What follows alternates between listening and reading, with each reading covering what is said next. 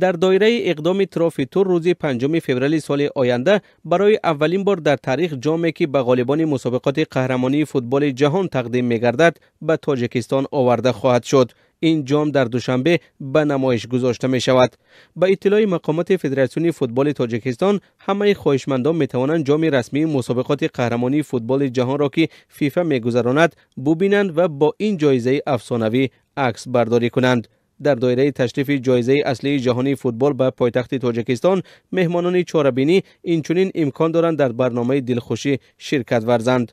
روز 9 سپتامبر در مسکو سیاحت نوی جام جهان با دستگیری شرکت کوکاکولا شروع شد. خط سیر این سیاحت تا ماه دکمبر سال 2017 در حدود روسیه دایر می شود. بعداً جام به سیاحت 50 کشور 6 قطعه برآمده ماه می سال 2018 باز به روسیه برمیگردد که در آنجا تابستان سال آینده مسابقات قهرمانی فوتبال جهان برپا می گردد. جام مسابقات قهرمانی فوتبال جهان جایزه اصلی است که به غالبان قهرمانی جهان سپرده می شود، ولی در اختیار فیفا می ماند.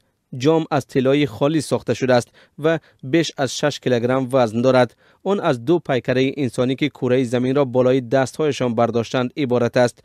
با چنین نمود جام رسمی از سال 1974 وجود دارد. بر اساس قاعده های فیفا به جام رسمی می توانند تنها غالبان مسابقات و سران دولت ها دست برسانند.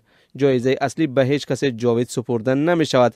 بنابراین دسته منتخب غالب مسابقات در عوض آن نسخه جام غالبان قهرمانی فوتبال جهان را می گیرد. دیدن جایزه اصلی و یگانه امکانی بی‌نظیر است که به همه خواهشمندان هنگام سفر جام قهرمانی فوتبال جهان پیشنهاد کرده می شود.